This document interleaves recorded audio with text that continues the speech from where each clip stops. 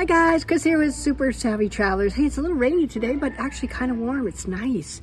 And I wanted to put a plug in for our neighbor town, Aieta. And the reason I'm putting a plug for Aieta is because every year they have what they call the Borgo dei Borghi, which is the hill town of all hill towns. And every region gets to elect a hill town to represent them in this contest.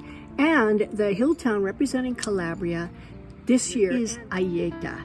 And Aieta is a beautiful little hill town. If you haven't been there, you have to go.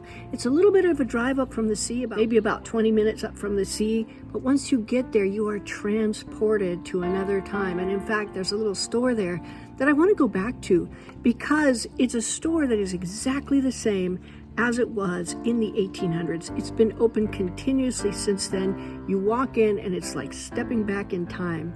And it really is quite amazing. Aieta is full of little treasures and little secrets. We're going to go up there and film when the weather gets a little bit nicer. But I want you to go to this website and I want you to vote for Aieta. You can vote once a day for 5 days.